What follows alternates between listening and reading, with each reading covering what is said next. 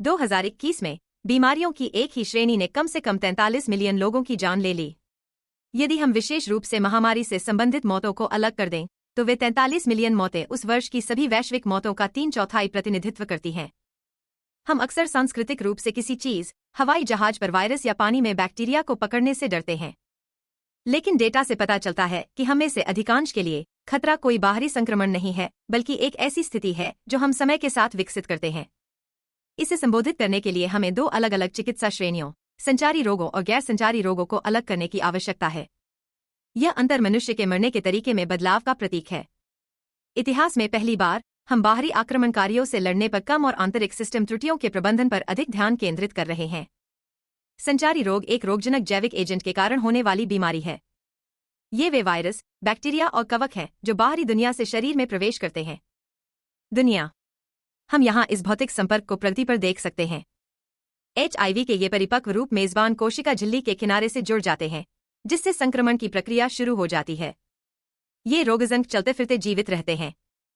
वे मेजबानों के बीच उस हवा के माध्यम से यात्रा करते हैं जिसमें हम सांस लेते हैं, जो पानी हम पीते हैं, जो भोजन हम खाते हैं, या सीधे शारीरिक संपर्क के माध्यम से। इन बीमारियों का सीधा आर्थिक संबंध है।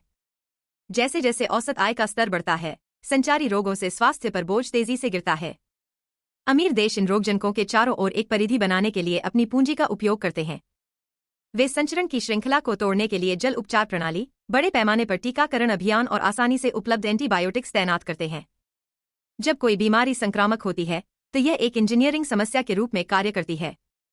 यदि किसी समाज के पास पर्याप्त चिकित्सा बुनियादी ढांचा और पूंजी है तो वह आक्रमणकारी को व्यवस्थित रूप से खत्म कर सकता है। गैर संचारी रोग या NCD अलग हैं।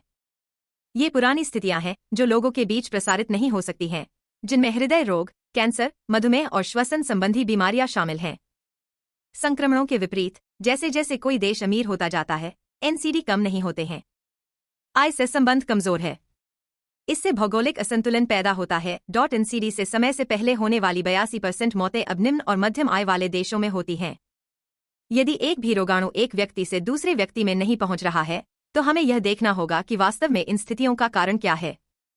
NCD ये 3 प्रतिच्छेदी पैटर्न, तंबाकू के उपयोग और निष्क्रियता जैसे व्यवहारिक विकल्प, उच्च रक्त ग्लूकोज जैसे चयापचय परिवर्तन और पर्यावरणीय कारकों का परिणाम है।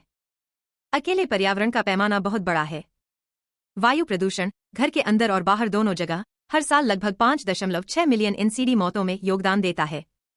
ये कारक धीरे धीरे शरीर की आंतरिक रसायन विज्ञान को बदल देते हैं। वर्षों से उच्च और परिष्कृत वसा वाला आहार या निष्क्रिय जीवन उच्च रक्तचाप के रूप में प्रकट होता है, जो वैश्विक स्तर पर NCD के लिए प्रमुख चयापचय जोखिम कारक है। NCD एक्सपोजर की दुर्घटना नहीं है। यह आधुनिक जीवन शैली और हमारे द्वारा निर्मित वातावरण के कारण होने वाली एक संचयी शारीरिक विफलता है। किसी बाहरी आक्रमणकारी से लड़ने के लिए आंतरिक सिस्टम त्रुटि के प्रबंधन की तुलना में एक पूरी तरह से अलग चिकित्सा रणनीति की आवश्यकता होती है। किसी गंभीर संक्रमण को ठीक करने के लिए हम एक अकेले खतरे की पहचान करते हैं और उसे बेअसर कर देते हैं। हम इसे अपनी प्रतिरक्षा प्रतिक्रिया में देख सकते हैं, जहां एक श्वेत रक्त कोशिका एक जीवाणु कोशिका को निगलने और नष्ट करने के लिए आगे बढ़ती है। लेकिन हृदय रोग को ठीक करने के लिए डॉक्टर एक भी रोगाणु को अलग नहीं कर सकते।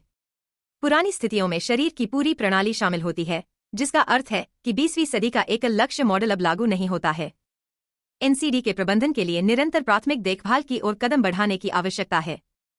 लक्ष्य सिर्फ किसी संकट पर प्रतिक्रिया करना नहीं है, बल्कि किसी सिस्टम त्रुटि को घातक होने से पहले रोकने के लिए प्रारंभिक जांच और जीवनशैली प्रबंधन का उपयोग करना है।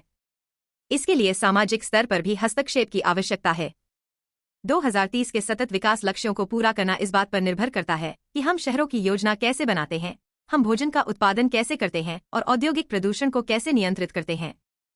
पिछली शताब्दी में हमने सीखा कि रोगजनकों को हमारे बीच आने से कैसे रोका जाए। अब कार्य हमारे अपने वातावरण और व्यवहार को शरीर को भीतर से विफल होने से रोकना है।